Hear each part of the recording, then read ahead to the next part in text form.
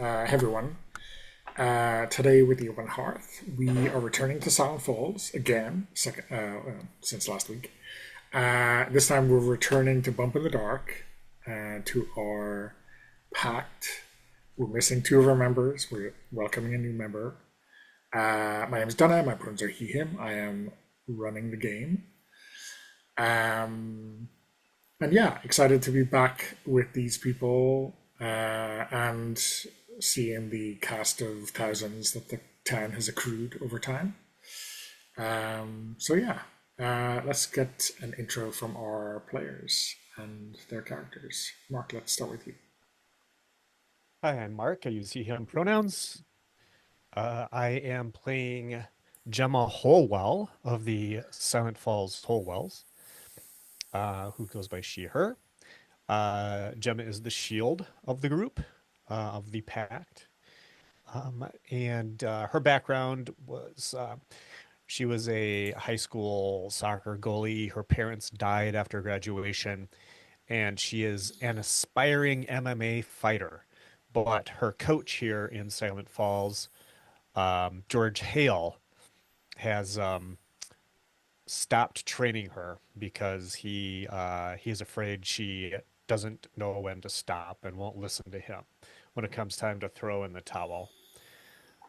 She has two Doom, so she is halfway through her Doom track, which would take her out of um, the game. And her main deal is getting physical and fighting with people, or monsters, actually. Let's say monsters. And getting And getting physical, Mark, is that also with the monsters or? yeah, she does. She gets physical with one monster named Shanna Haste, here in town. Shanna owns the Dripping Dagger, which is the location of our what's it called? Our secret base, our base.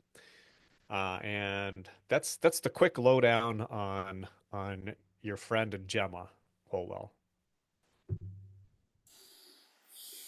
Thanks. And I guess we should get Jose next. Okay.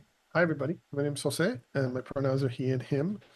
I'm playing Enoch Briarwood, who is a member of the Briarwood family, which has a long history in Silent Falls, long and checkered history, but they are an important family. Um, uh, what can I tell you about Enoch? Oh, he is the Unshaped playbook. So he's kind of in over his head all the time. But he is Briarwood, and he's made a promise to his Aunt Ruthie, who passed away last year, that he would, protect the town and protect the Briarwoods. And he's an aspiring singer-songwriter, um, kind of soft-spoken, uh, easy to overlook maybe, but hard to say no to. So he's got some charm going on for him, and some innocence. I believe, he is a journeyman electrician, so he's good with his hands, and so he does that. But he also has some abilities, like psychic abilities, particularly in terms of psychometry and being able to kind of read objects, um, and um, and that kind of manifests itself randomly. So he's still trying to get a handle on that. It's kind of emotionally trying for him. And when he needs to chill out, he likes to hang with his buddies and get stoned and just completely unplug. And and yeah, that's the upshot of him. He's trying to do the right thing by getting involved in all this supernatural stuff. But he's always feeling like he's in over his head. Awesome.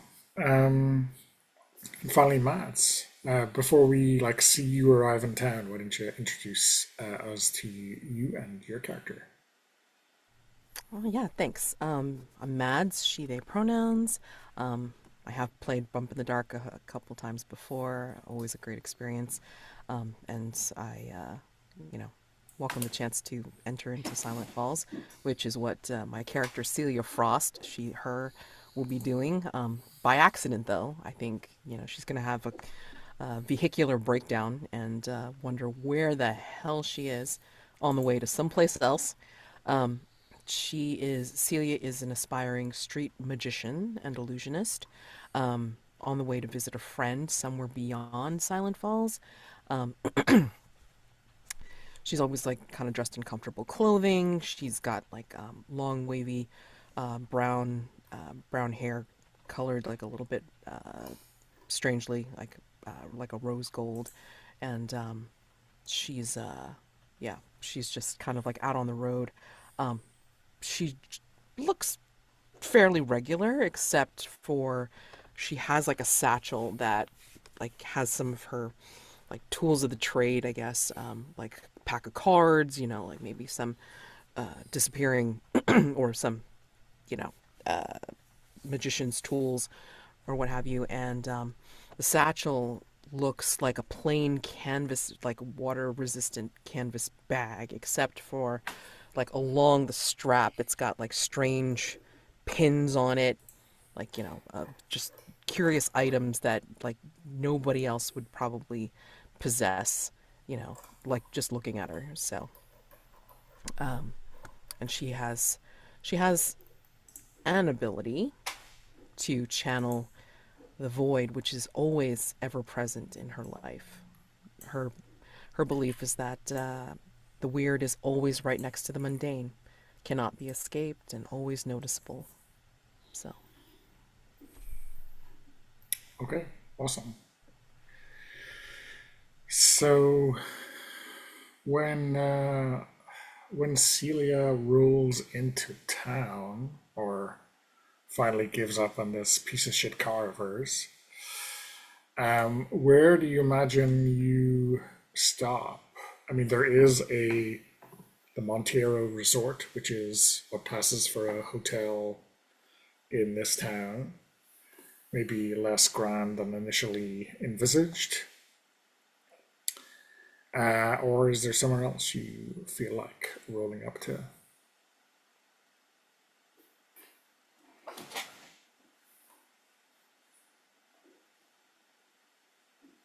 Is the resort near like where the shops area is, or the bar?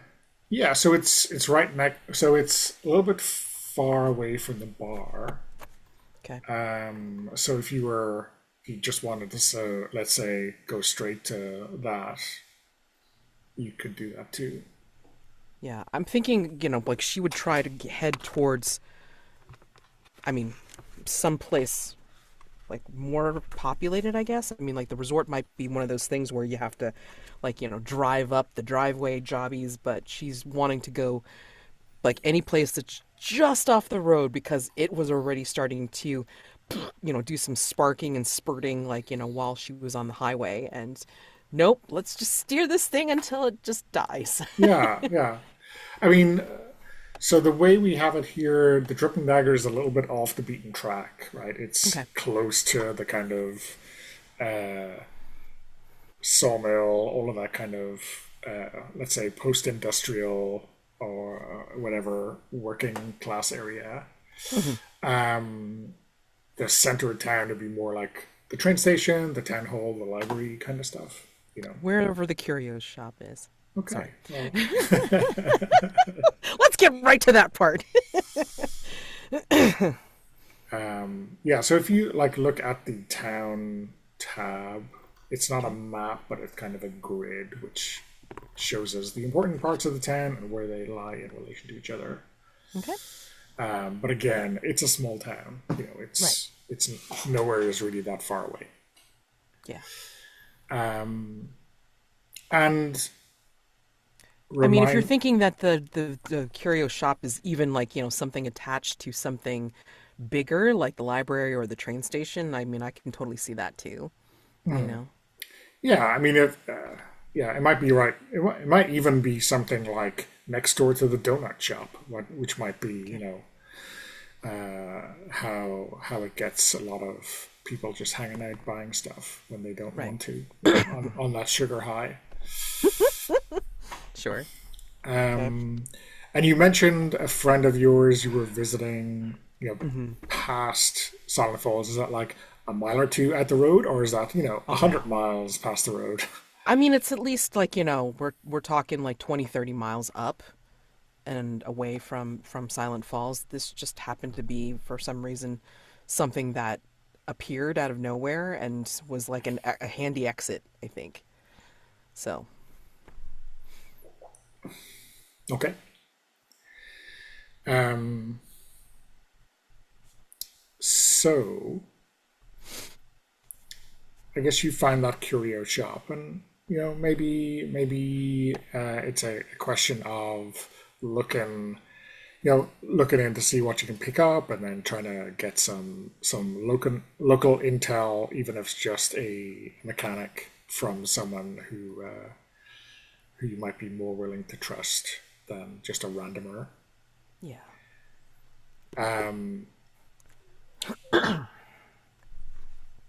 I'd like to, I guess, given the mystery or the hunt rather that we're playing, which is in set in the hotel, so the resort. Okay. Um, I mean, you do could we? place me there too. I don't have to be at the No, curio no, shop. no. I mean, it's But fine. I want to kind of almost know where this is going afterwards. So it's like if the car is completely wrecked and it might take a couple of days to fix, then it might be Yeah, like, oh, I'll stay in the hotel, right? Does that's that true. sound about right? Okay. Yeah, that definitely would work. I mean, how's the cell signal in Silent Falls? Well, it's the 90s, so Oh, that's right. That's right. what's a Oh cell God, signal? that's true. Totally forgot about that part. Okay, never mind. Oh, a phone, so you have a landline that I can use to The payphone, payphone. God. payphone. Oh crap, a doodle do. I gotta get back into that mode. Okay, all Yeah. right. I'm sure there's some people who have large cellular phones, right? But Yeah, yeah. not privileged for one of those. Sorry. The brick. The brick. Yeah, I had one of those bricks. So yeah, let's start setting up the entry to the hunt in that case. And then we'll get back to a little bit of chit chat in the curio shop, and then we'll get you to the hotel. I have a feeling it's off season, right? Because why else would a hotel rent out a lot of their rooms and such to this B movie? Um, I'm recalling that Enoch used to work at that hotel, right? He has That's right. a grudge to bear with Gail Harrison, who works for the resort. Yeah. Gail thinks that I was spying on him when I was doing some electrical work. But, uh, Enoch probably still gets hired to do electrical work uh, at the hotel because they need an electrician. Yeah, and a movie shoot sounds like a great idea or a great opportunity to get some work in, right? Yeah, definitely. So do you think you have been hired on as like a bit crew or just doing work in the hotel to keep those guys from blowing every fuse in the place? Let's see. Yeah, I think what's happened is I've been hired. Uh, yeah, the interface between the hotel and the tech crew of the B movie, which they don't really look that experienced. And so there's the owner of the hotel, who is not Gail, wants to make sure that someone's supervising them or at least helping them to preserve the kind of delicate new electrical system of the hotel. Yeah, because the hotel's a new construction, right? Yeah, it's a new construction. Or did we say it was a renovation? I can't remember. It was a renovation when it was reopened in the 70s. Okay, so it's a So, renovation. So that's why yeah. it has old electrical. It has to be renovated and it has to be upgraded piecemeal because they were cheap in terms of wanting to reopen. And so yeah. So to Gail's dismay, Enoch is working on the hotel grounds. Okay. And Gemma, what are you up to this weather?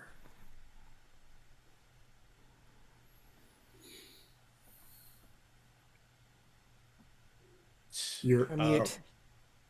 Did I unmute? yeah, you did. Yeah, you Better did. now? Yeah. Okay. Do we want to get Gemma in position at the resort as well? For a reason?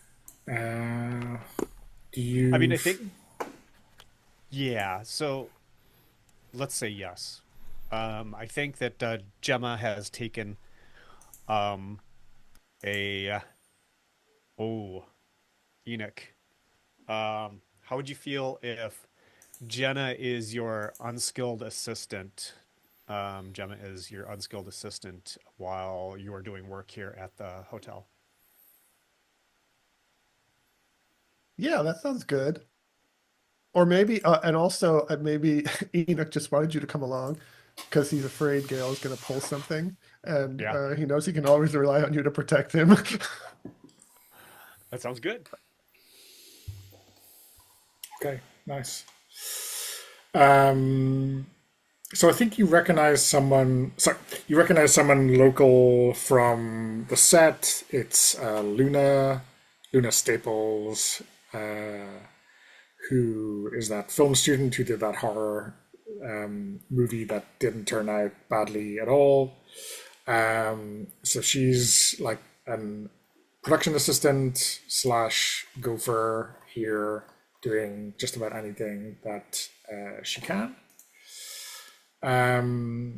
So she kind of sees you and like waves sheepishly. She's not responsible for the terrible things that happened, right?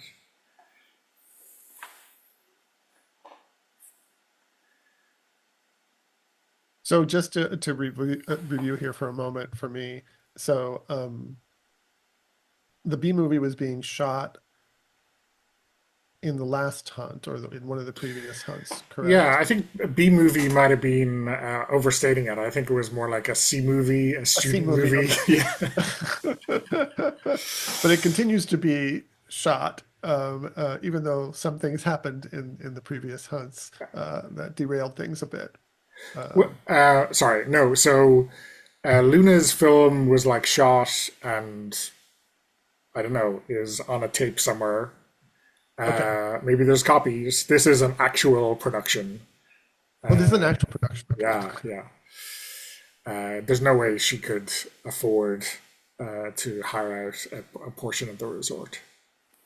I see. So, and they've hired out a portion. I missed that part. They hired out a portion of the resort. These filmmakers Yeah. to be who have hired out a portion of the resort to do their film. Okay.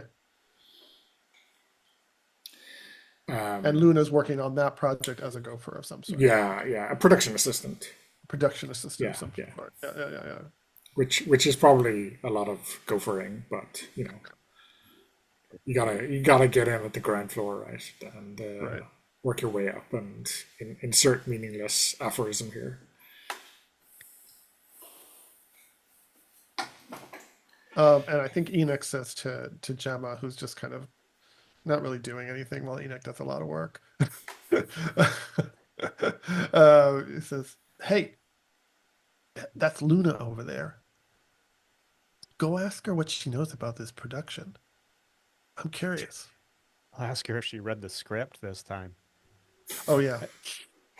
Yeah, I'll go over there. Hey, Luna, working for the man, huh? Gemma?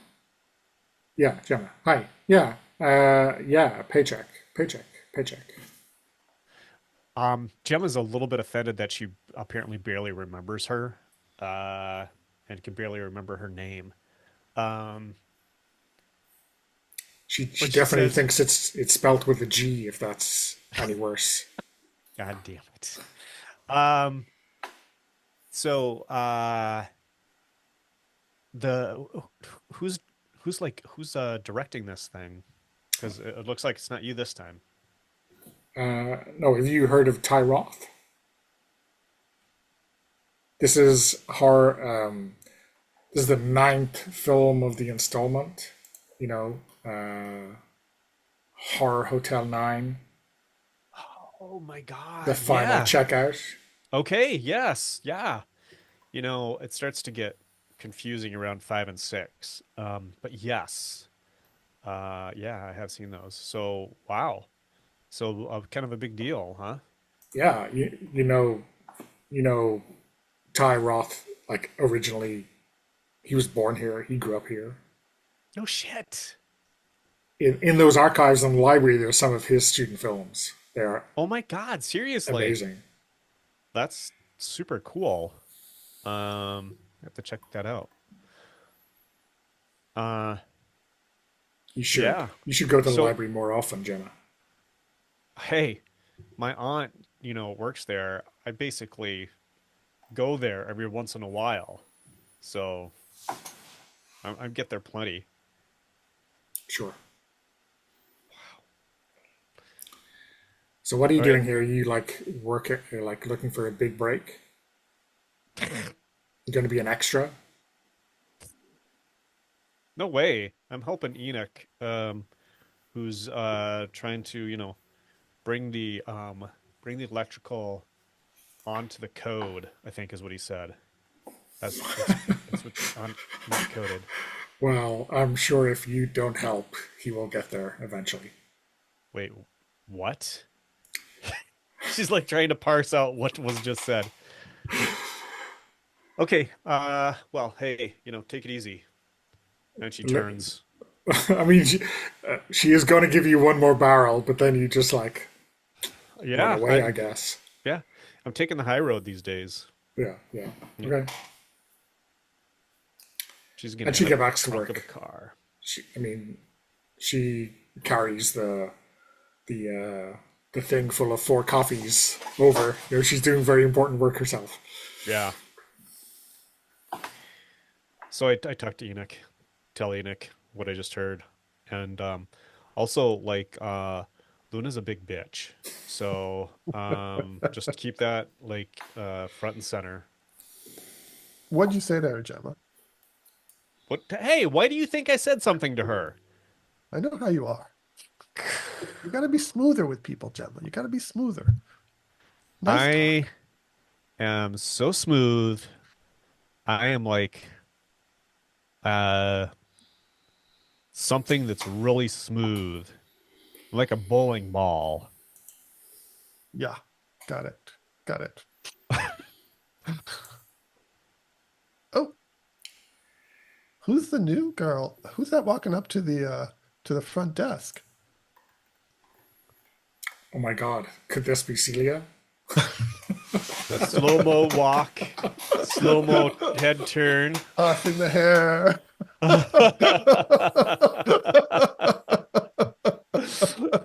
Gemma begins to drool. So, what I mean, if two horny 20 somethings were not so horny, what would they notice about Celia and her magical accoutrement?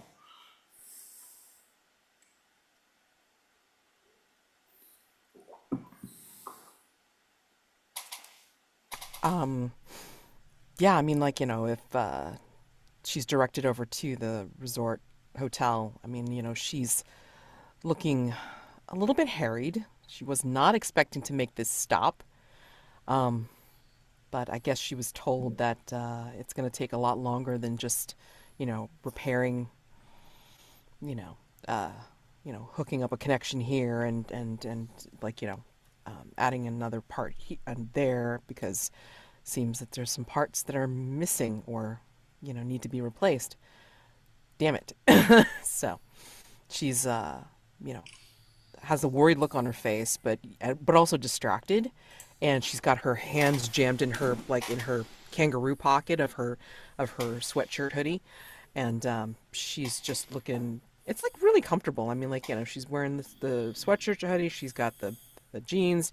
She's got the combat boots, and her hair is just kind of like loose and wavy, you know. And then she's got that satchel like kind of crossbody, and then like you see the pins going down the strap, as well as like, maybe some things drawn in marker on the canvas part of the body of the bag. But you can't really tell from the distance, like, what the hell's on it. Maybe like, she's just an art student. Who the hell knows? So do you think you've already checked in and are going to your chalet or room or whatever it is, or are you just arriving on the scene? I'm just arriving, I think. Again, like, looking like, well, the the people that I talked to like didn't sound hopeful because of like whatever hubbub was happening here at the resort, whether they would actually have like rooms available. Yeah. But you know, So right outside the door, there's like a young, vacant eyes kind of looking bellhop on a cigarette break. And he gives you a lusty up nod as you, as you walk in. yeah.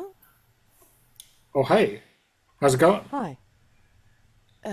Not so well right now. Do Oh, you guys have any rooms available? I mean, I got plenty of room. Here, not at your place. Hey, I don't work here. Oh, I don't work here. gotcha. Sorry, my name is Mark. Mark Draven. I don't know if you recognize me. Maybe he takes off his bellhop hat and the slicked quiff of his hair. Hey, Mark Draven. Sorry, Whew, you killed me, girl. okay. I'm sorry. I mean, are are I mean, you? I'm the star of this movie. Oh, I'm sorry. Oh, there's a movie. Oh, okay. When they sent me over here, they didn't tell me what exactly was going on. Just that there wasn't, there might not be any rooms. So I'm sorry. I don't really go to the movies much. I don't really have time. Sorry. Okay, okay. Well, you want to look at the back catalog. I will help you out. I'll help you catch up. Okay. Sure. Draven, right? Mark Draven. Okay. All right. Um, all right. I'll ask you after I see if I can check in. Okay. And yeah. And like her hand is just like and then she's heading over to the desk if there's a reasonable front desk that Yeah, she could spot. there's a desk, and I think they're gonna send you to like it's a fine room. It's not like one of the normal. It's like there's a lot of chalets, and those are all kind of being used by the production staff, and then like the West Wing, if that's not too grand a term for it, is being used for the shoot, and there's like some rooms for regular folk in the main part of the hotel. So yeah, you can get a room. And I think when she's at the front desk getting her room, um, uh, Enoch says to Gemma, he he reaches over and closes her mouth. Let's open a little bit with a finger. This dude, look up a little further. That pack that she's got, because she's got her back to us, and we can see her pack. And Enoch says, that pack's got something weird in it. I can feel it from here. She's not normal folk.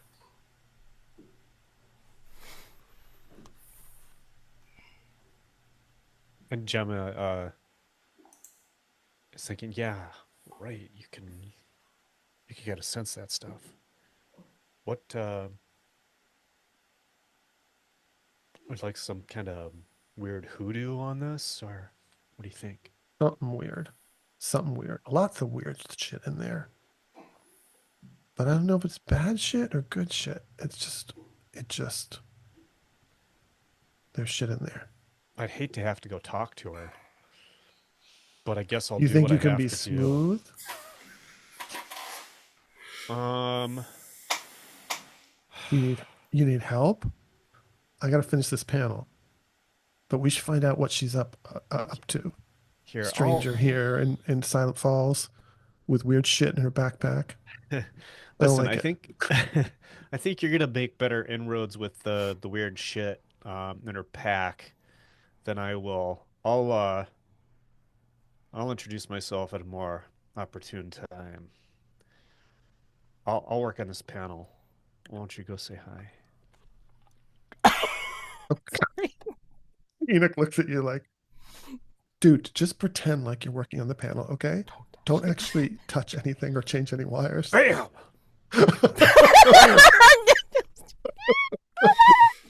I got her. The lights flicker in the hotel. And I think this is where like Celia looks around. I wow, I guess they're using a lot of power. Gemma shouts, "It's okay. It's okay, Resort's all good. haunted." Don't Great. touch anything. Just pretend to touch things. Wait Okay. here. Yeah, she's just completing her transaction with like, whomever's at the front desk from the hotel. So, Um, uh, so Enoch goes up to the front desk right next to Celia, and he says to the clerk at the front desk, so we're still working on that panel. There might be some on and off going with the power. Just be aware of that. And then he turns to Celia and says, "Those are really interesting pins on your shoulder. That pack." And he reaches out as if a finger, as if to trace one of the runes that are on the backpack. hey, um, hi, Hi, hi. I'm Enoch. I'm Celia. Do you always do this? Like, coming up to somebody's bag and like, like, Sorry. It's a small town. We're pretty familiar with one another. okay, He well, keeps looking at the bag. I'm not from this town and I'm not familiar with you. So, yeah, I just want to kind of like stay back there a little bit. Yeah, hi. So tell me about this. Looks really interesting. You're from out of town, right? Are you here as Yes. part of the production? No, no, not at all. I'm trying to get to, and then she names like the town, like, 30 miles out from here. Oh yeah. Just passing through, huh? Yeah, I was trying, and my car decided to pick this time to die. Something funny? No, I'm sorry. I'm sorry. Just strange things happen here in Silent Falls all the time, inexplicable things. Um, Great. and cars breaking down at odd moments. Just par for the course here. And the electrical comes on and off again as Gemma is actually moving wires around like Are she wasn't supposed to. you guys gonna be able to take care of this? I mean, like, I imagine they're gonna need a lot of power for this movie. Yeah, yeah, That guy yeah. over there was talking about it. That Mark Draven guy, I guess. Oh, He's, he's one of the stars, isn't he? I guess I didn't know who he was, honestly. I don't watch a lot of movies, so Did you tell him you didn't know who he was? I had Ouch. to. I didn't know. Well, How do you take it? not well. Oh well. No. He wants to introduce me to his back catalog. Yeah, I bet. That could be a long visit. Not even. No. So, is there any place to eat around here? And like, she's kind of referring to both you as well as to the clerk. Um, yeah, I kind of pushed on all day, and I think I'm getting a little hungry. Yeah. Okay. Where I have to remind myself. Sorry, out of character. A moment. Where are our eateries? If I may, Yes. um, Gemma kind of is kind of hurrying over, and she intervenes between Enoch and Celia, and she says to Celia, "I'm sorry, miss. Is this pervert annoying you?" I, no, except for like trying to, like touch my bag. But I mean, like aside from that, I mean, it's She turns okay. to Enoch, giving Enoch like fake rage face. I am so sorry. He he shouldn't be out and about I with have really bad people. boundaries. Are you two together? I mean, Oh my God, no, no, no, no, no, no, no. But you're hungry. Like my girlfriend, you know, it's casual. Has owns a bar where we can get you some food. okay, okay. It's got Is good that karaoke too. I'm sorry. What? karaoke? That's fine. Yeah, I mean, I definitely could do with something to eat. Um, I don't even want to take a look at the room right now. I mean, especially state of the lights, whatever. I'll just deal with it later. Um, is it close by? Yeah. Yeah, oh yeah, totally. Just my car's parked right outside. Um Oh, and yeah, speaking of car, let me call my friend. Um, I don't want them to be worried. sh Um, I'll sure. I'll be right back. Um, do you have a landline that I can use to call? I mean, I'll accept charges and all that kind of stuff. You know. You can use the telephone over there. It's free. I mean, like you know, free for customers. And he looks at Enoch and Gemma as if they've been freeloading. I appreciate that. Complimentary Thanks. for customers, Yeah, thanks. I appreciate it. like the And sign says. okay. All So, right. sorry, ma'am. I'm talking to them. They're Okay. they're. Yes, we get it. I mean, well-known ne'er do wells. Hey. No offense. Who we Should I be trust with going our to? electricity supply. I'll tell you that. Should I be going to get a meal at this bar? Is it gonna be The okay? dripping dagger. It's That's classy what it's joint. called. Classy joint. Oh, okay. I'll take that as a recommendation. Okay. Sure. I'll just be a minute. Thanks. And then she goes over to the phone, like, makes a low, low murmured call, and will come back and say, "Okay, I am famished. Can we go to this dripping dagger now?" Totally. Yeah. I'm So sorry, am I taking away from your work? I mean, obviously things need to be done. Oh, we're due for a break, right? Enoch, break time? Break. Enoch looks back at the panel, thinking, "Oh shit, that panel's not going to hold." Goes, yeah, break time. Um, and he looks at the clerk and says, "See you later, Bill. Always nice to have a conversation with you." thanks, Well, Enoch. don't turn on any extra lights until we get back. At your own risk, there, Bill.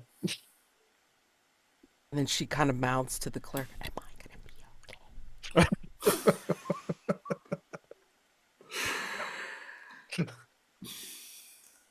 I guess But there's reason to be concerned. before we make it out of the hotel, Something else blows. No. When you're going out to the parking lot, You do see Giles, your friendly purveyor of livestock and other associated objects and items. He's got a pickup full of big drums, and the director. I think you all recognize because if you've seen a movie magazine in the last 10 years, he's probably been on a couple. Ty Roth, and he is looking into the contents of one of these drums and grinning appreciatively. And you hear Giles say, "Pig blood. There's nothing like it."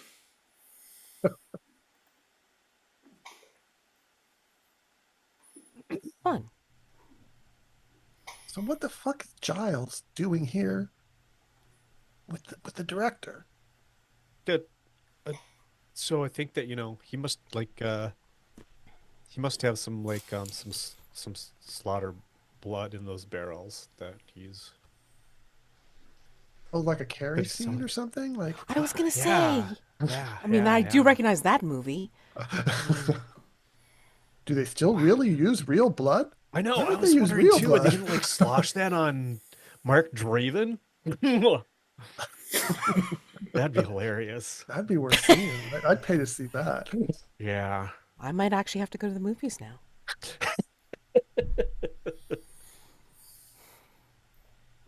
I think that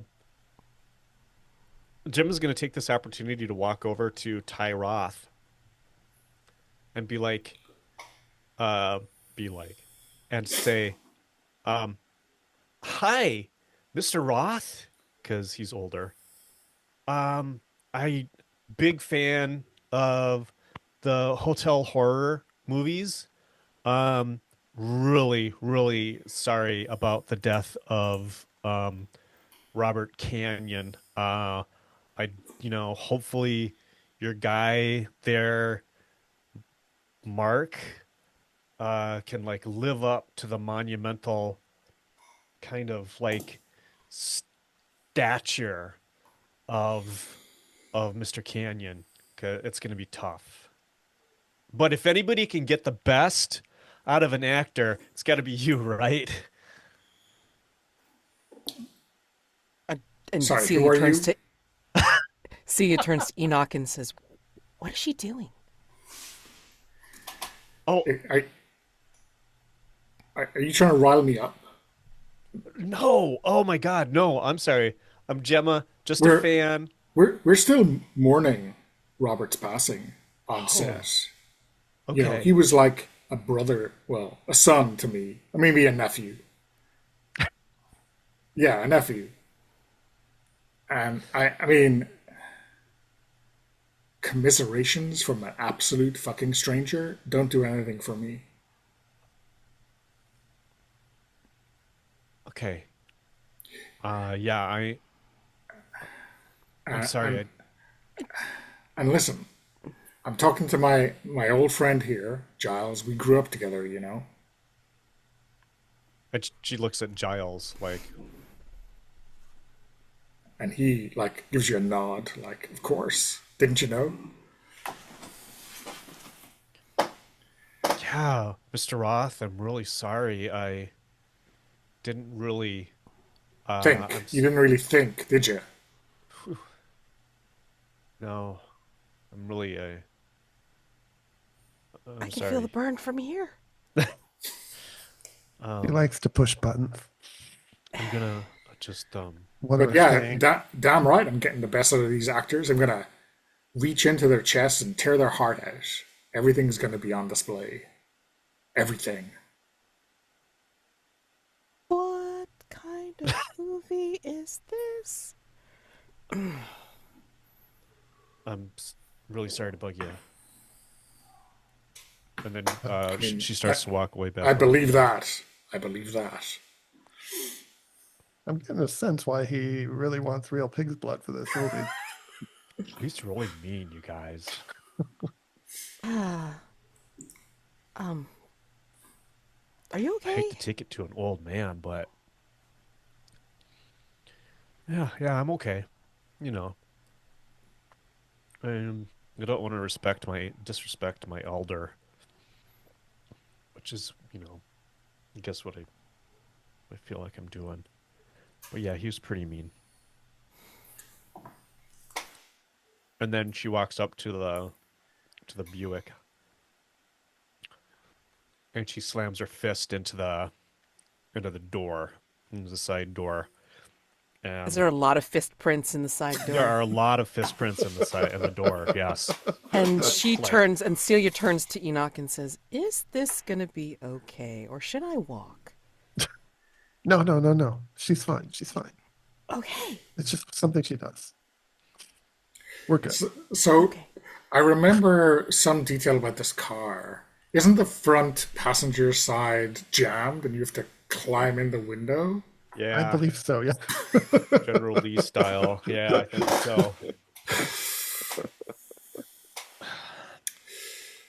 So yeah. So Enoch says. So this door's jammed, but I'll help you get in if you want. When you say jammed, you mean what exactly? It won't open. So if we want to get in, we either get in the driver's side and scooch over, or we go in through the window. That kind of jammed. Hmm. Is that a Okay. preference? You can sit in the middle up front. You can sit in the middle up front on the bench by me. I mean, between us. Well, I wasn't expecting to be up close and personal with strangers today. That was Stop not on calling my us bingo strangers. We know cards. each other now. I Hey, know you, Enoch. I know your name. Did you mention yours? I'm Gemma. Um, Gemma. Okay. yeah, my aunt says a stranger is just a friend you haven't met. Okay. Well, As I long guess as you you're know they're lucky. not like. I guess you're lucky that I actually have an aunt named Gemma. Okay. All right. All right. And I'm hungry, so Okay. let's go. So off to the dripping dagger. Why don't we take a break now? Okay. Sure. Okay, we're back. The dripping dagger. Let's paint the scene a little bit because I've forgotten what this is. In my head, it's like dive bar with people who drink too much. But Jose, why don't you tell us what you take for granted here that might shock a an out of towner? Um,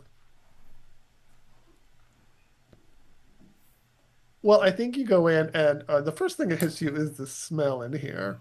It's definitely musty. Like it doesn't get aired out often enough, and it's kind of dark in there. Oh, because Shauna's not around anymore, so we don't know who own, or maybe she still owns it, but she's away. Uh, uh, and so there are these, little tables as well as the bar itself, right? And the bar is actually impressive. It's like, uh, you know, an antique wooden bar that's pretty nice. But clearly it's a rundown place. It hasn't been dusted well, for instance. So there's a lot of dust on some of the bottles, the more obscure liqueurs and such. And there is a creepy doll on the bar that is just standing there. Um, and we're going in during the day, I assume, or Yeah. afternoon. So maybe some of the regulars have already arrived and are at the bar. So there's a smattering of people in there. And there is a menu of food kind of pub food kind of, nothing fancy. But burgers or whatever it would be here in the United States, burgers and fries and things like that, and and some kind of chowder because we're on the sea, right? We're on the sea. Yeah, Yes, we're on yeah, the sea. Yeah. yeah. So some kind of chowder, which Enoch definitely turns to Celia and says, "Don't order the chowder." But the burgers are good. And I think Gemma and Enoch are just used to like eating at the bar, not at a table. So maybe we just head straight for the bar, Gemma. Yeah. And we indicate a stool for Celia. Kind of, he wipes it off a little bit because it's dusty. Here, you can sit here. Thanks. And she kind of like slowly turns like from her seat. I don't know, like do these bar stools like actually turn or like they just like the solid ones? No, they're the solid ones. Okay, so I mean, basically in her some of them probably turn, but maybe not supposed to. You know? right. But I mean, like I think in her seat, like I think she slowly turns in all seriousness, and then like slowly turns to look at the creepy doll, and doesn't say anything, and is actually like still serious and not, just kind of contemplating it a little bit. And it's definitely looking right at you. Yeah. Yeah. Like, I mean, no one's moved it since you sat down, but like as you turn around, it's definitely looking at you. Yeah. Does it always do that? She doesn't turn her eyes away. She just kind of says that out loud. Oh, you mean Fitzroy? Is Yeah, that its name? he's just checking you out. Okay. Fitzroy, don't scare her. She's new. I don't think. Fitzroy's eyes just moved. I don't think. I mean, like basically, like you don't see Celia like move from the way she's turned, and she's just like, no, I don't. Fitzroy doesn't scare me. And then she turns back to you, in like whatever shadow fell across her face. It's like you don't see it. So. And Gemma, like Fitzroy, looks at you and like shrugs, like as if to say, "I don't scare her." What? No, come on. Yeah. So Gemma, I think, hops behind the bar and is pouring some drinks, and she says, "I'm sorry. Did you introduce yourself as Celia to people?" I introduced myself to Celia to Enoch for Enoch? sure. Okay. Well, let's say Enoch has kind of given us that information then before. Mm-hmm. So, what would you like to drink?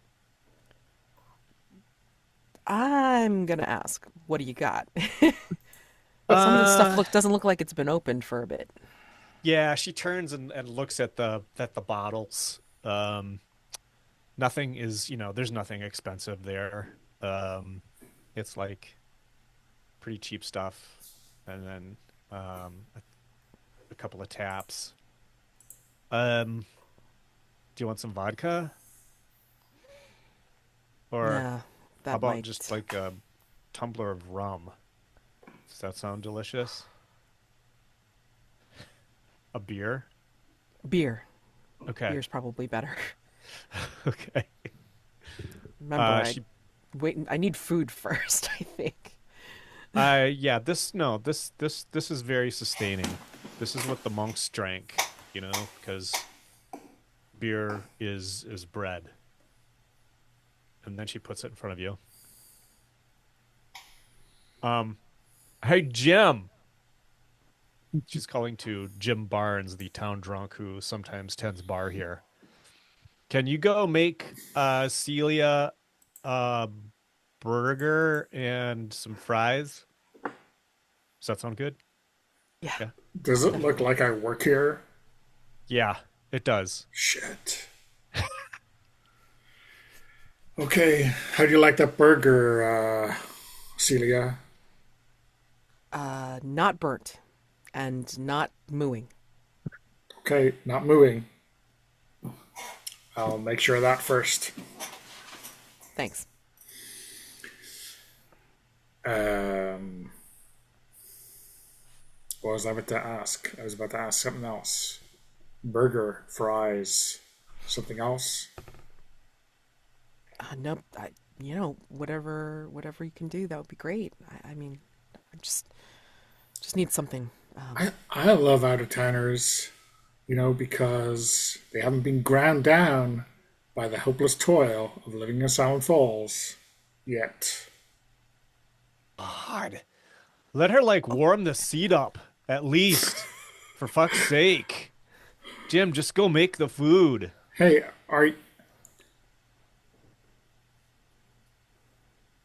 you better not break Shauna's heart, Gemma Hallwell. Don't worry. Don't worry about Shanna's heart. Oh, that's cold. I'm gonna write that one down.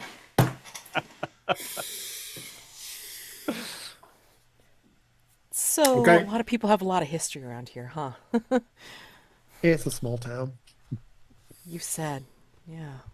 Starting to see that. It's always exciting to have someone new in town, especially someone who doesn't get scared by Fitzroy. And he winks at Fitzroy. I've seen some weird shit. Let's put it that way. And without even thinking about it, she'll dip her hand in her bag, like you see her twitch the flap open, and you just see it's kind of dark in there, and it's maybe you see like notebooks or something like that, and then she pulls out a pack of cards. It's like, would you like to see a magic trick? Hell yeah. You're a street musician. Cool. Magician. Yeah. That's what I meant. Sorry, man. No, it's fine. And she expertly takes the deck outside of the pack, and then she just starts doing the tap shuffle with it, and then she'll do a weird spread, and then she'll pull out 3 or 4 cards, and then just start just maneuvering them between her fingers, and then she'll say, pick a card, any card. Gemma glances at Enoch. Enoch reaches forward, and this is to the spread of cards that you put on the bar, yeah. Yeah. And picks one out kind of delicately. Do I look at it? Show Gemma. All right. He flips the card and shows Gemma. Okay. Got it. Put it back into the deck. Anywhere Thanks, you slide want. it I'm back not. in. I'm not looking. You're not looking. No. And then go ahead and gather all the cards together. And do you know how to shuffle? Oh yeah, I know how to do that. Yeah. Let's go ahead and do a shuffle. He's shuffling the cards. When I was a kid, my big brother told me that I'd never learn how to shuffle. And so I spent a whole day working on it. And now, see, I can do it. Awesome. All right. Now what And do then I do? go ahead and cut the cards. Split them into 2 separate decks. Then one on top of each other. And then go ahead and make the spread like I did. Red. Go ahead and pick out a card. Any card. He picks the very first card at the top of the spread. Do I look at it? Go ahead and turn it over. Turns it over. It's your card. You're right. Pretty good trick, eh, Gemma? She nods and says, Queen of Hearts, huh? Nice. Yeah, I think so. And then she'll sweep up some of the cards, and then you start seeing her like take up one card, and then you see it maneuver between her fingertips, almost like in a hypnotic pattern.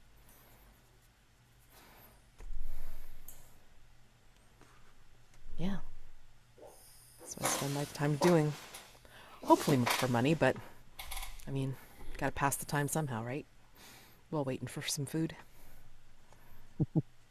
We don't have a lot of money here, but It's okay. I mean, I'm I'm not asking for, for to fill my cap or anything.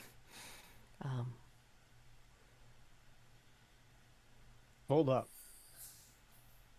Put your cards down again. Sure.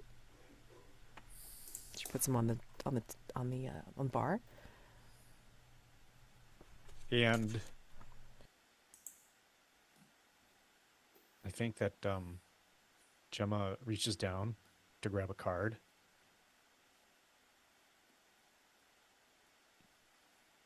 And she pulls it out. And she says, "Okay, what's this one?"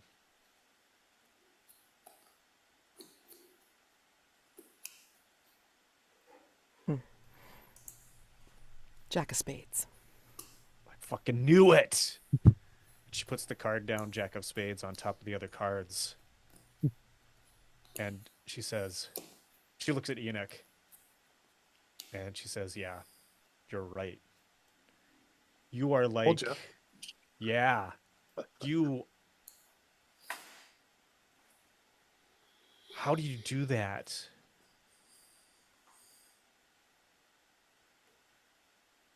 Are you like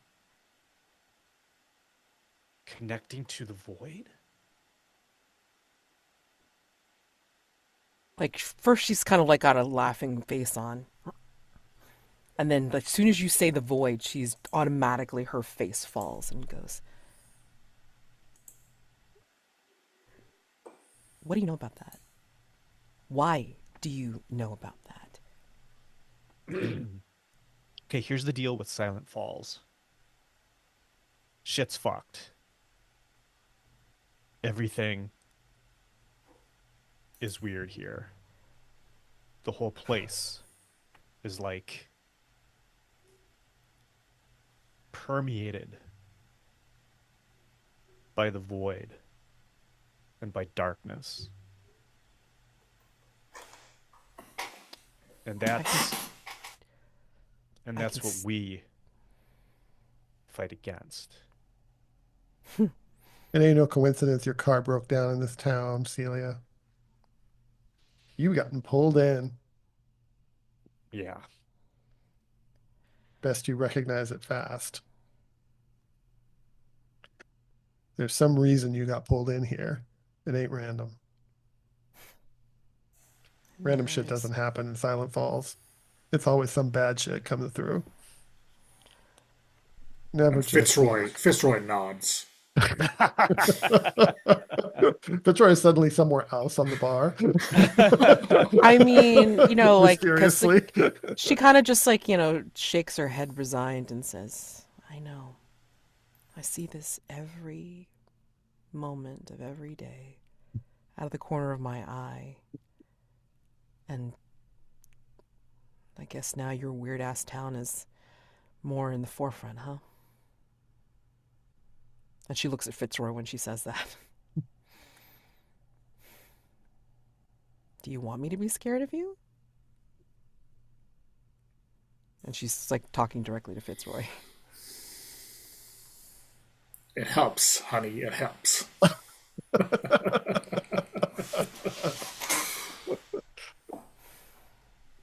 Sorry. Ooh, Fitzroy doesn't talk to just anyone, Celia. I think he'd got a soft spot for you.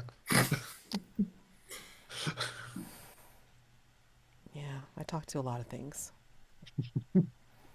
So, but I guess in a weird way, it's kind of nice to know that it's not just in my head or in front of normies, I guess.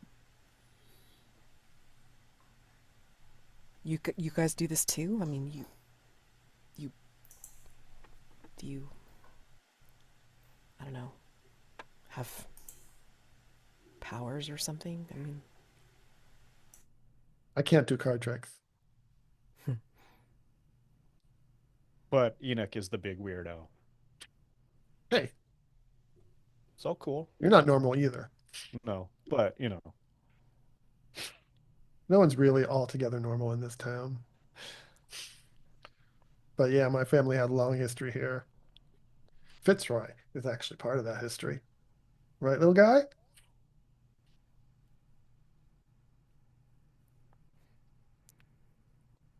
He's doesn't not talk to talking you? to me now. He's just interested in you. I'm your elder, Enoch I should talk more Jefferson respectfully. Briarwood. Yes, sir. I'm just a stranger passing through. This is weird.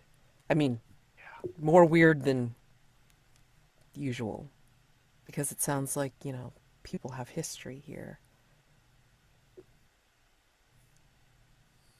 well, Why me? Why now? Who knows? ta- Something's going to come down. I can feel it. yeah. So I think, we need you. I think that our need for you right now has put you in this position. I mean, I don't know how long you're going to be stuck here, but might as well get comfortable. I'll try to help as best as I can. I can't promise anything. Things that I do, things that I can see. I mean, we'll see. And I'm also kind of hoping a little bit that I don't see how bad it can get. But Yeah, with Shauna and Ronan away, it's just Gemma and I right now trying to hold down the fort. We could use some help.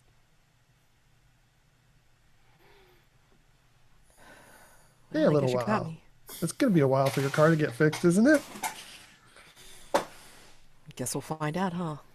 And I guess I You're can see among how. kindred souls here. Oh, there's your burger. Jim, How does it that look? looks kind of burnt. Did you burn it? Kind of burnt, ain't burnt. If she She's cuts a it real- open, like, what does she say? I mean, it's not moving. Thanks. Yeah. Okay. She's gonna eat around the charred bits and try to have like some of it as best as she can. Fries look good though, thanks. Yeah, Even Jim I- makes good fries. Even I can't ruin fries. Go ahead and eat up. We'll take you back out and get set up at the room with your room.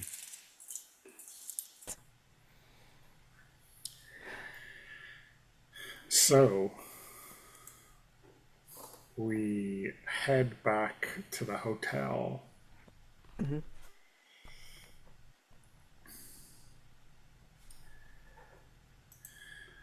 I think you're passing like into the foyer.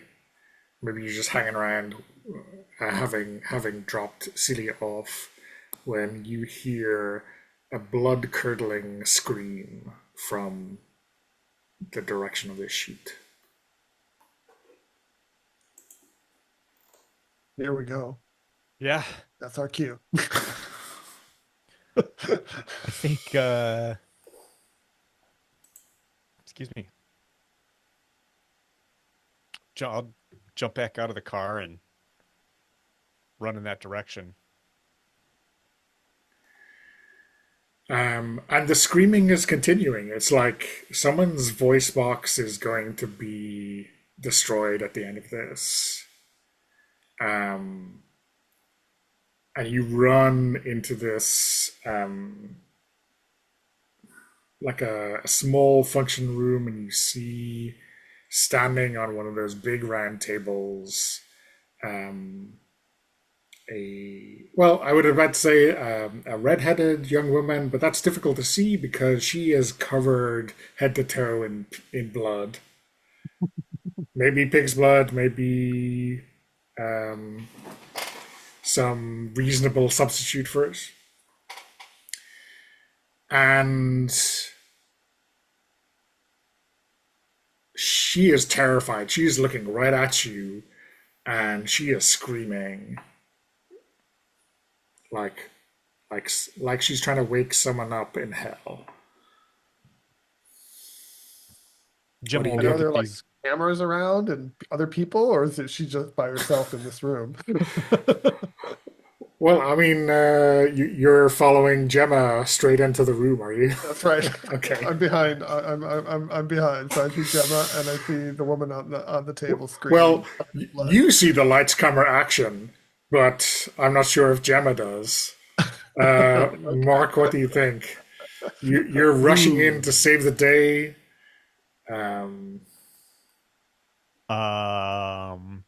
Yeah. How- So I how- think she just is bounding across this room, toward this poor woman who is covered in blood, and she's looking around for whatever is squirting this blood onto her. And she says, "Oh my God, are you okay?" And you look up, and there's this gigantic vat with like the bottom flipped out of it, which doesn't seem very supernatural to you, right? And then from behind you, you hear Tyrot's voice say, "Cut! For the love of fucking Christ, what are you doing on set?" Thought she was you. And she's looking at the woman who was screaming. She's like, "Are you okay?" Oh yeah, thanks.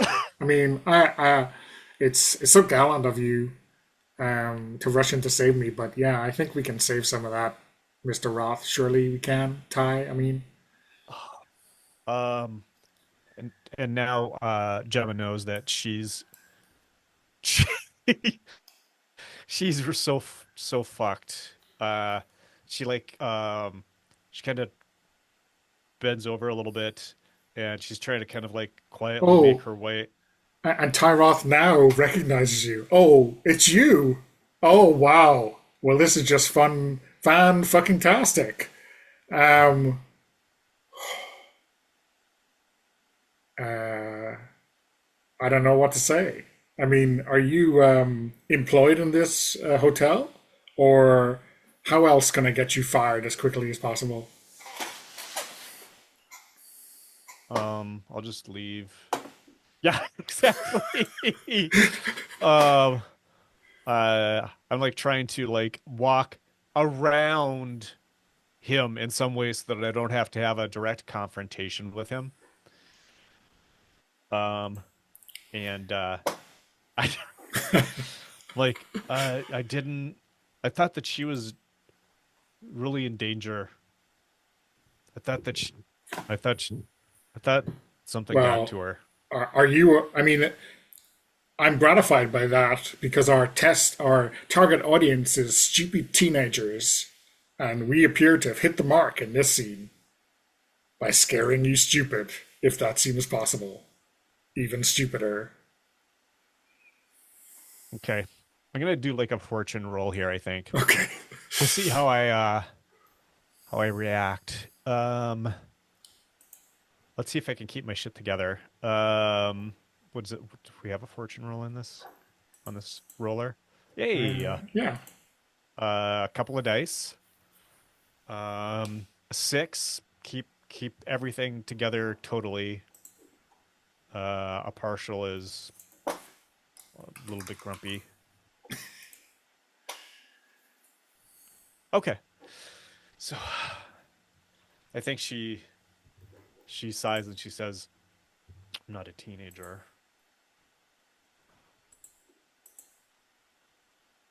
I'm really sorry."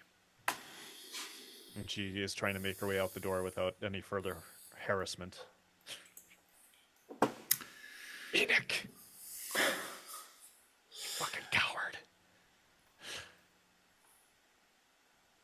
Dude, it's embarrassing. You ruined the shoot. And if You're she gonna get me manages to fired. who else are they gonna hire? Good point. Good point. Mads, did Celia come running toward this as well? I mean, she bounded down the steps like two at a time, but then like Yeah. as soon as she saw like Enoch like stop at the door, she's like, "Oh, that's right, movie." And she probably even saw the wires, like the big wires to the cameras, like leading into the room. So she Yeah. probably was like, "Oh, that's what is going on."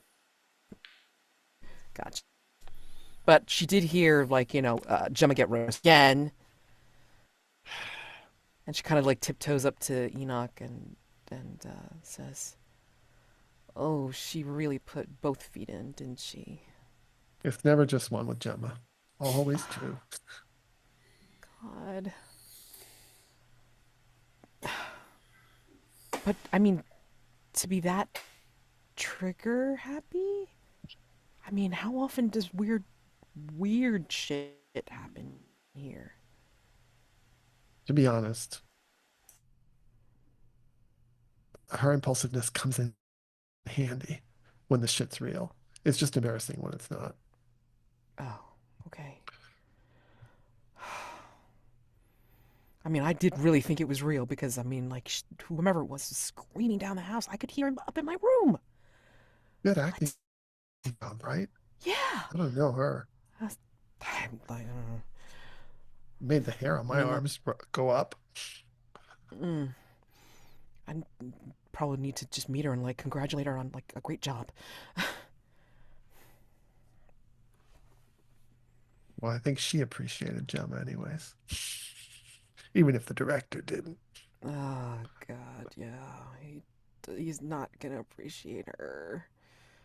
Is he having somebody throw her out? Yeah, I think two burly security guys. God. I'm sure Gemma thinks that she could take them. She probably could. Um, eject her out of the chute. Don't get pushy, man. And I'm out. Mr. Roth has let us know that we shouldn't see you on set again.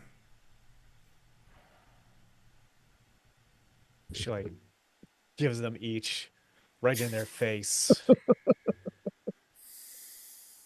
the big double flip and then stalks away.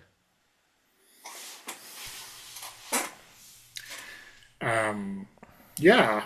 And I guess Enoch and Celia are there waiting for you, right? We And circle back around. there's a bunch of people who weren't in that scene standing around on their cigarette breaks or drinking coffee or whatever it is, and they're kind of going, "Wow, there's always something on a tie rod shoot. There's always something." She looks at Enoch. Thinks to the back up. You had control over the situation, Gemma. It was all I yours. have to go It was all put yours. on a disguise. Gemma, like, the lights. I mean, I very just least the thought somebody- wires. She sounded like she was getting hurt, right? Right.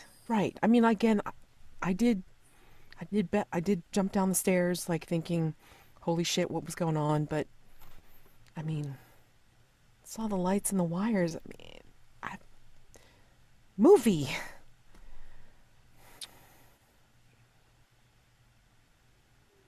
Okay, right. I'm gonna be more cautious. I'm gonna slow down. I'm slowing down right now. I gotta go put on a disguise. This should be good. Oh no. Is that like Gemma ties her hair up in a ponytail, Yeah, she or puts it changes her t-shirt? She puts it underneath a ball cap and then puts a Carhartt jacket on over what she was wearing before. So you're sneaking back in? Yeah. Okay. Well, Awesome. I mean, back to see these two. Okay. Well, they said off the shoot, so you can be like in the hotel grounds. They're not like Yeah. I just want to be prepared. okay. Okay. Hey, if you guys don't recognize me, it's Gemma. Who was that? Do I know I you? mean, Steely Keat turns away and looks at Enoch and just rolls her eyes. Oh my Play god. along. Just play along, Celia. It's better that way. Oh my god, it's you, Gemma. Who's talking? Oh my gosh. Who's talking? I have no idea who this is. Something's really weird with this, though.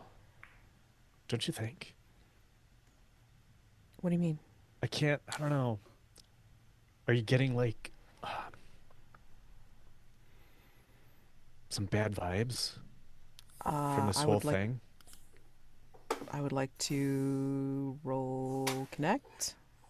I don't know. There's To see if rolls. I We can- do rolls. To say to Enoch that Gemma is really, full of it, or you want you want to connect the void and see who's answering.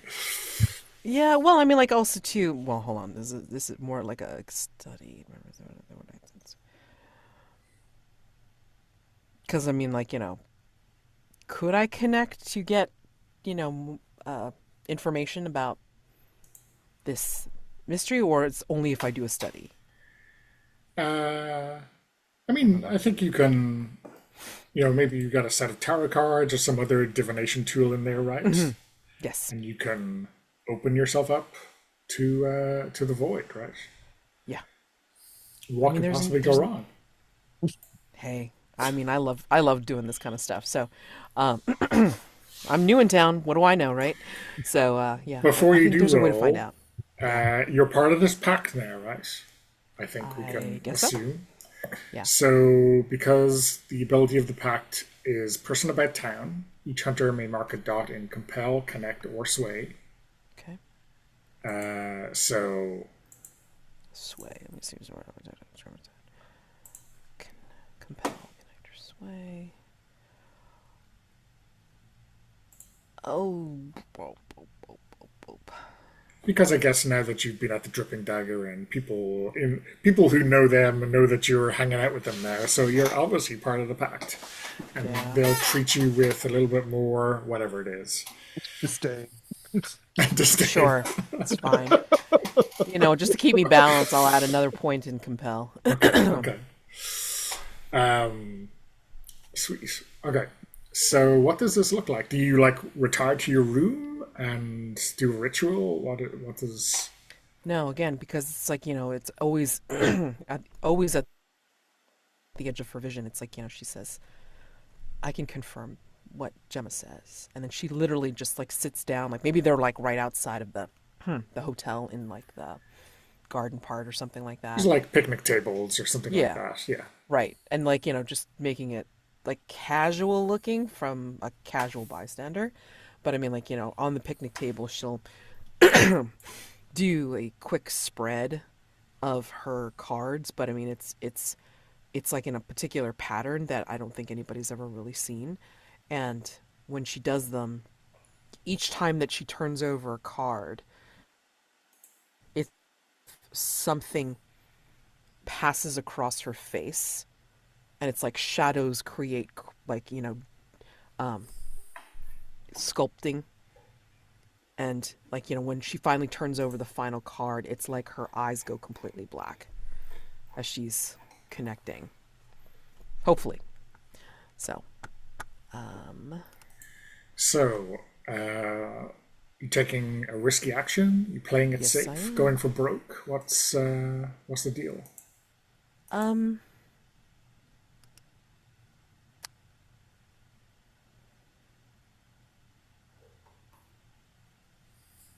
what is going on here is basically the point. And this is not necessarily a surface question. So, I mean, like, maybe it is risky because she's not familiar with how deep this goes. So, she's got her tarot cards. It's her way in. It's her pathway in. And she, again, sees this all the time. So, like in Celia's mind, this is just a safe, regular thing that she does. But she's about to find out how serious Silent Falls plays, right? Sure. Okay. Sure. So we just say risky. Okay. And maybe that's surprising to Celia, that how risky this seemingly straightforward reading is. Okay. So yeah, I guess you're rolling 2 dice. Do you think you can get help or make some kind of deal with the darkness? What do you think?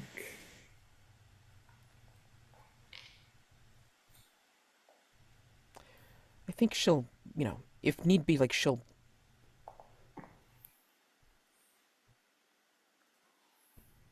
Because, again, there's and actually I think there's a bit of curiosity there too, which is why she's asking the question, because was this on purpose?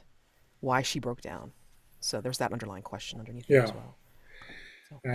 I guess you could also push if no one else can help you. But yes. Yeah. I'd be willing to help, but I don't Yep. think Celia thinks she needs help. So, because she's just like, oh, I can handle this, right? Is that the vibe I'm getting? I think maybe she'll reach out to you, Enoch, and because of you saying that you're related to Fitzroy as well as, like, your family has roots in the town, maybe she'll reach out to you and say, I need to be grounded. So, if you're okay with it, I just need to connect by holding your hand before she, does the full tarot turn. Yeah, sure thing. Sure thing, Okay. Celia. I'm with you. And he grasps your hand with both of his. Okay. So, yeah. How does that pan out? Is, like, do I mark something for that, or just add a die? So for Enoch to help is just 1 luck Okay. for him to mark, and then you get Okay. an extra die. So Okay. And whatever consequences, I get them too, right? yeah. Okay, I'm sorry. I'm sorry now. And do I get anything for using my tarot cards or no?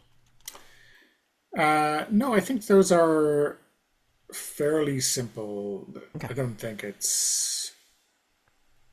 Yeah, I think that just explains the kind of fictional positioning for this reading. Okay. Alrighty. And I roll. Okay. Okay. So I guess that is a weak hit with a consequence. So yeah, let me think.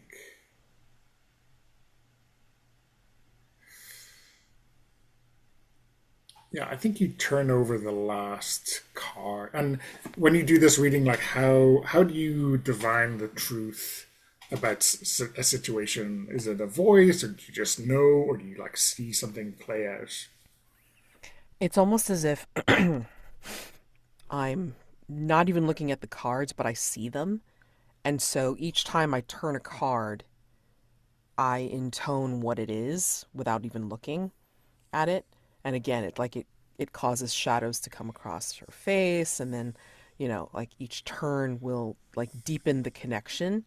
And then, like, she's literally seeing the cards formulate either an answer or a vision. So, I mean, at the very last turn, at the very last card, if a vision comes up, then, like, it'll come out of her as a voice that says what it is, or what she sees. Yeah.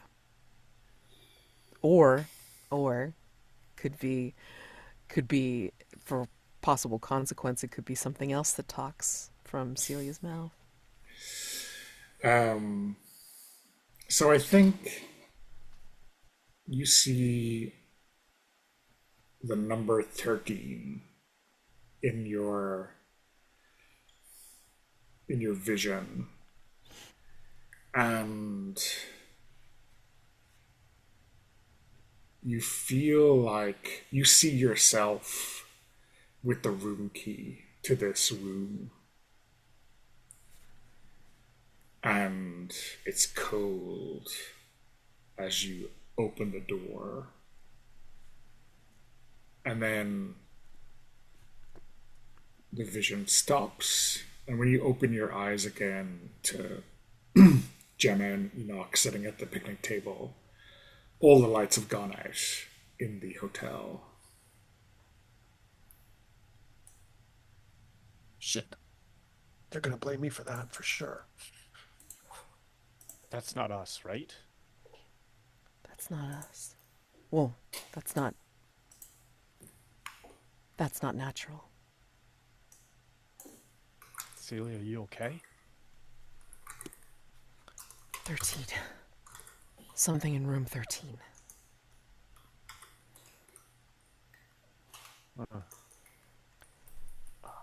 We need to go and look.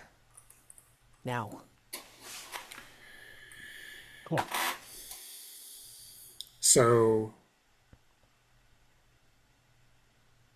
yeah, so you can move. I think you probably all have flashlights, right?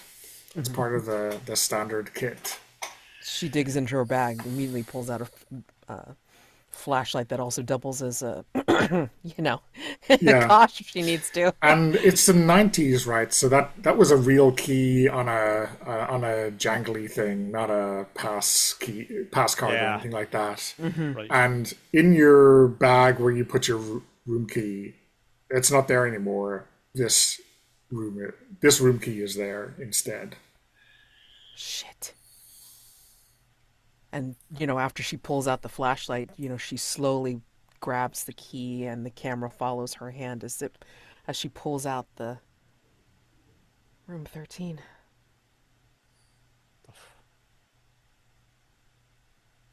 Not my room key.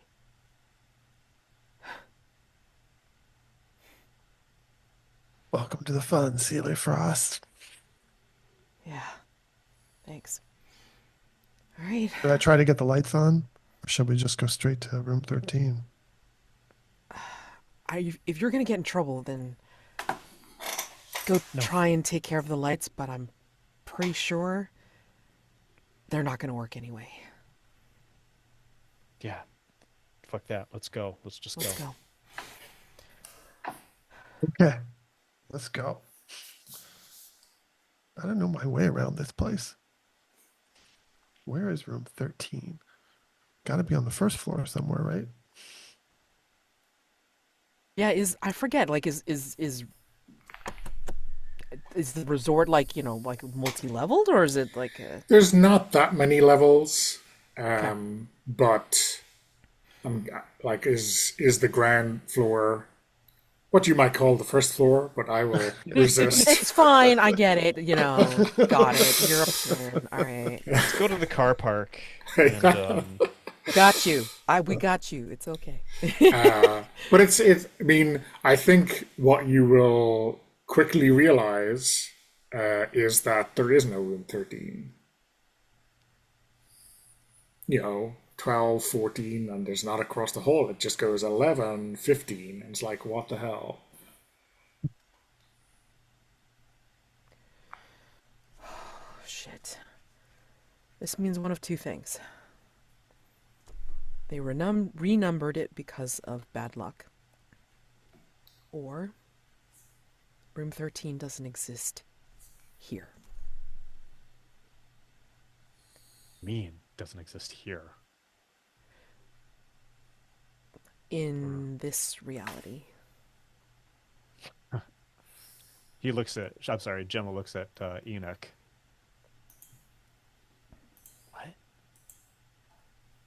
I don't know. Phoenix says, all right. Can I hold the key? Ah, Hey.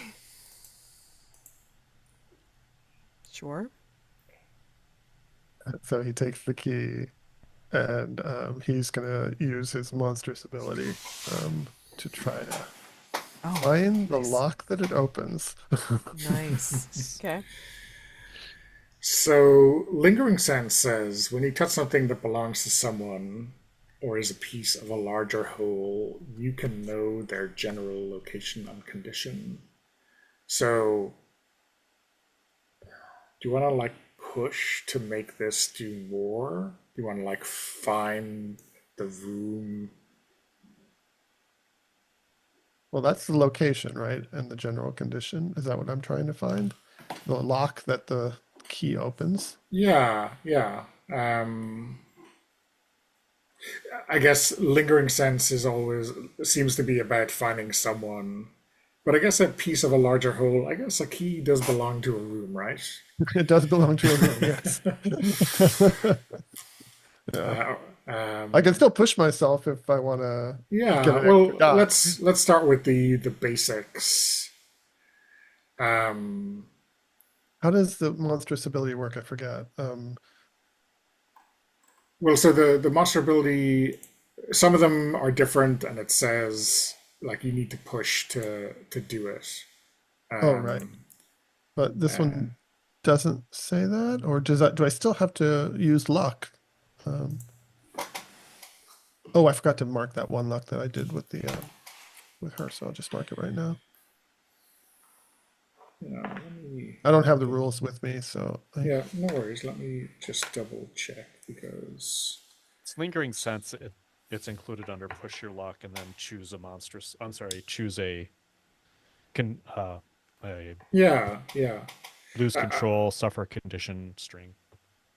yeah. I guess some of them have this additional mark an additional luck or mark a luck to do something different, but by default, you are pushing to activate it, and then you choose you either lose control, you suffer a condition, or the keeper takes a string on you. All of which sound lovely. they all sound lovely, don't they?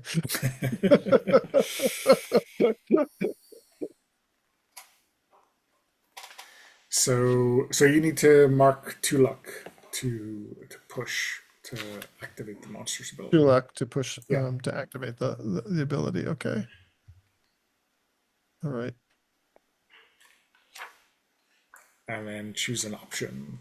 The lose control, suffer a condition, or I get a string. Lose control somehow.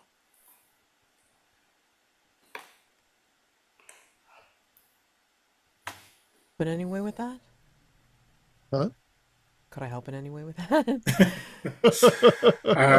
There's no action rule involved in this, so Okay. it's happening automatically. Got it. Helping with the lose control, I guess that could be some damage control afterwards. Damage control afterwards. All right. Yeah. We'll see how this goes. See how this goes. So, what do you think?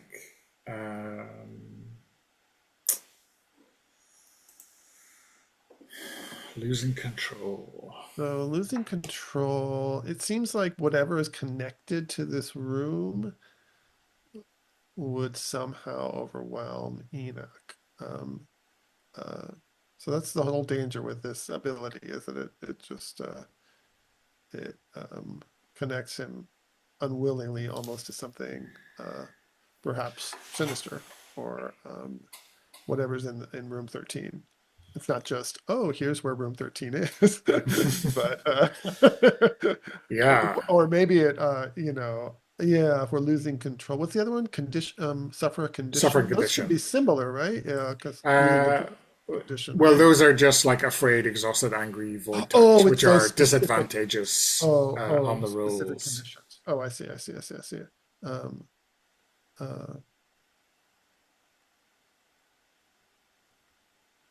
And the third one was, you take a string on me. Yeah, which allows me And that's to kind of the mess with you deferred in the option, future. right? Yeah, That's something bad will happen to me in the future because of this. allegedly. Yeah. I Right? mean, Jose is very familiar with strings. Yes. Strings get pulled. Oh Bad shit yeah. happens. Monster Hearts. I'm open to any of them, actually, if anyone has a good idea for any of them. I mean, well, strings would be something that you would think you would just put in your pocket, right? Yeah. Donna. Yeah. I mean, I have an idea for how you might lose control, but Okay. you might I'm not open to like that. that. Oh, well, give me the idea. Well, I mean that you will be losing control to whatever In the room. thing is in the room or in the hotel, right? Right. Yeah. Momentarily, at least. Yeah. Sure. I'm open to that. It's consistent with Enoch's character, right? Being over his head. And, Yeah. yeah. I think Um, Celia's got a counter for that, but I mean, again, we'll get to that role when we get to it. Right. so, Do we narrate a little together, or what should we do? Or do you want to just take the lead? well, why don't you tell us what it looks like when you tap into this monstrous ability, and then when you think is the good opportunity for me to take over, you can pass it over. Yeah, I think what we see cinematically is him take the key into his hand, and then almost a sense of like everything else goes black around him. Like you don't see, I mean, it was already dark where we were, but you don't see Celia and Gemma anymore. You don't see the shine of the flashlights. You just see this inky blackness like encompass Enoch. And I think there is this image of a door, um, and this, and we see Enoch like putting the key to the lock, and um, and then from there, maybe you can take over on what happens. Yeah, I think the door opens and you get this kind of reddish light coming out from the crack in the door. And then Enoch looks over his shoulder at Celia and Gemma, where they're kind of spellbound or whatever, and like smiles a very not Enoch smile and steps into the door, and it shuts behind him.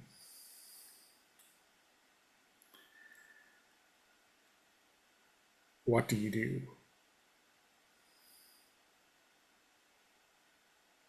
This is for Gemma and Celia. Did we I mean, see a physical door there for a moment? I think you saw it in terms of the shadow and the light that an open door cast, and then it was closed again and gone. It's just like the plain, terrible wallpaper of the wall. so Enoch's gone. Enoch's gone, yeah.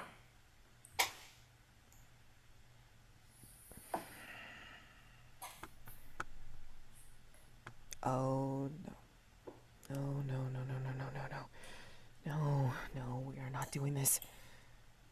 I think, yeah, Gemma's first response is the place on the wall where she thinks the door kind of was. She goes up and just starts pounding on it, and she's like punching holes through the plaster and lathe, and just like she's saying Enoch and shouting and pounding holes in it.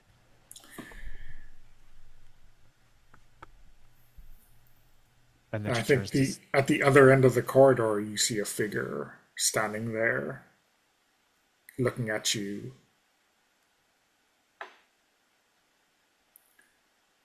The lights flicker. You see the silhouette of a bellhop, that silly hat, just like Mark Draven was wearing. And I think at that point, like Celia screams, "Go away, Mark. We're busy." And this is where she's going to activate Spooky, and she's going to like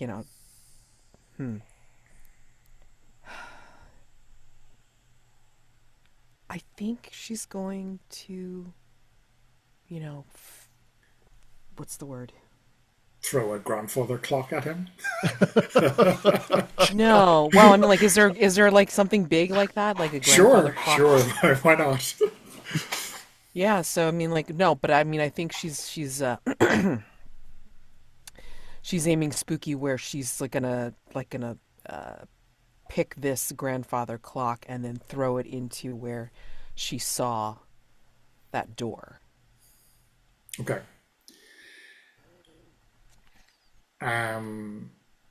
So I mean, like still a physical object, right? Even though you're throwing it with magical ability. So I think you, based on Gemma pounding away at there's plaster coming off the wall where she has been wailing on it. So, Like we need some kind of magical effect. yeah, I think you need, and I guess the Opening, key, yeah, right, the door. was this. The I figure did in the have a bellhop. success. Yeah, Sorry. yeah. I just wanted to point out that I did have a success with the I did achieve the lingering sense, right? Yes. That did Yeah. happen, even though I had the condition, the The losing consequence, control. Yeah. the losing control part. But there was also something that happened that allowed me to find the room, right? Yeah. So Yeah. there should be some clue somewhere about the room, right? Although maybe So only Enoch has it. yeah. So I think, and maybe can I do a cut and then like we'll go back to Enoch being in control of himself, and then I can tell you maybe what's going on, right? Perfect. Yeah. And I think as Celia, kind of you're summoning up the magical energy to make this assault. Mm-hmm. And the figure at the other end, like as soon as you open up that power, just drops. Like the signal controlling Enoch's body has been cut. Enoch, you wake up. You're on the ground in the hallway down from Celia and Gemma. You're wearing a bellhop uniform, a bloody bellhop uniform.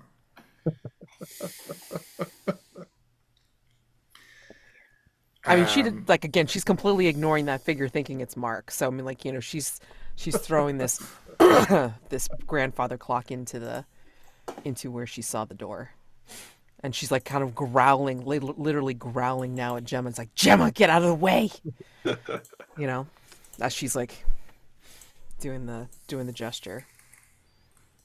I mean, there's like kind of like a somatic component to it, as well, because I mean, she's just reacting to seeing the door, and her eyes go like, her sclera completely go black as she's like, also like turning her hands as if like she's trying to make this sphere of energy to grab and then push, and then she latches on to the grandfather clock, and then we'll slingshot it right into the wall. Okay, so it smashes into the wall,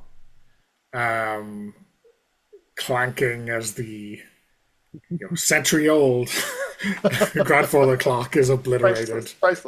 Priceless. Vintage.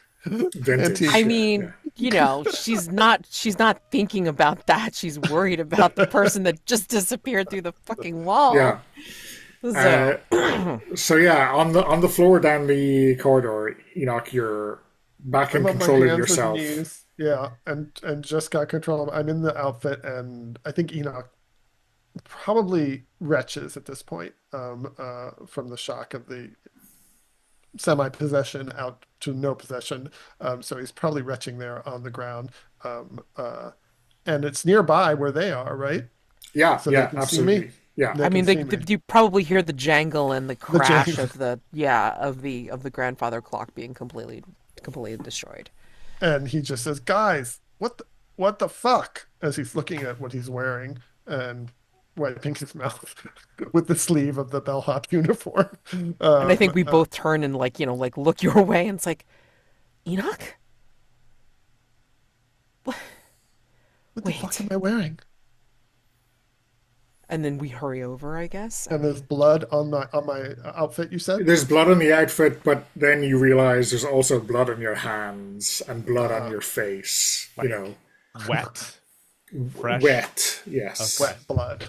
Yeah. I mean, wet isn't a good enough word for it. Let's say fresh. Fresh. Yes. I mean, as we help you up, I mean, like, Celia's, kind of touching, but not touching, and just, what did you see? How did you end up here? Are you all right? I saw the door. I put the key in the door. I turned the lock. There was a red light. And then I just went blank. And then I woke up here. I am really hoping this is the pig's blood from earlier, I and not have a something feeling else. about that. Ugh, let's get you out of these clothes. Oh my god.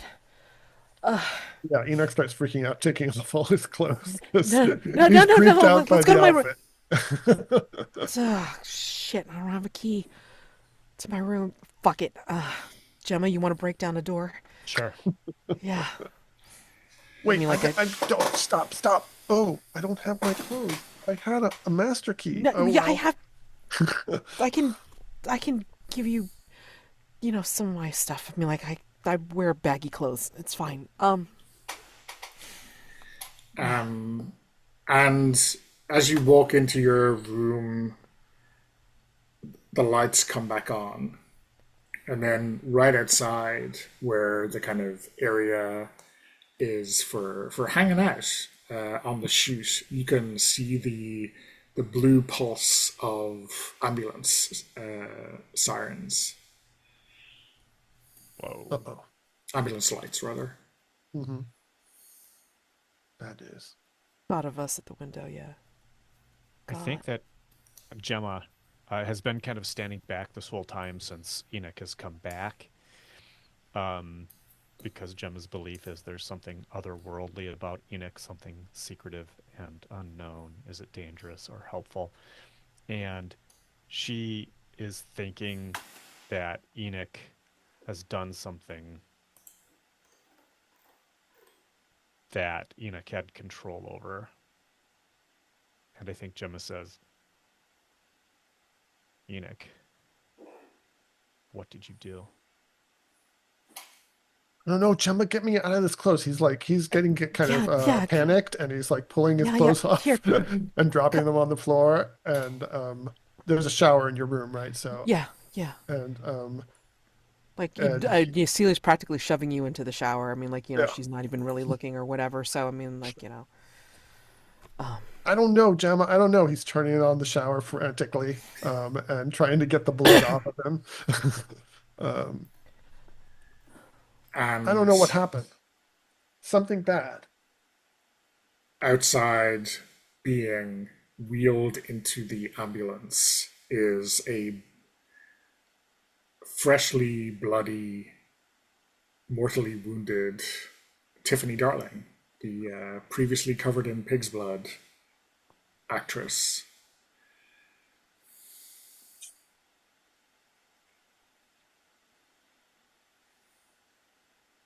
She can't scream anymore, but she is trying her hardest. So it's like a shot away from where Yeah, we so are. We're seeing this the other one. ambulance right outside the hotel. Hotel. we're in my bedroom right now. Yeah. Or maybe you my can hotel room. see it from the bedroom. You can look window. out Yeah. the window, right? Yeah, Celia's looking looking out the window. bedroom window, or Yeah. somebody is. Gemma's looking out the bedroom window and seeing Yeah. it. Yeah. Can you see like what does she have like a cut? Across Yeah, her throat or her something? throat is slit. I mean, the paramedics are doing stuff, and Yeah. but we all know what's happened, right? Yeah. Uh-oh. Excellent. Enoch hasn't seen this yet. He's in the shower trying to get the He's- blood off of him he's frantically. I think Celia's He's at the freaking door, out. like between the bathroom but also able to sort of see like out the window beyond Gemma and shit. We were distracted on purpose. And I think that's a good place to cut. Sure. Yeah. Okay, let me stop the recording, and then we'll do our debrief.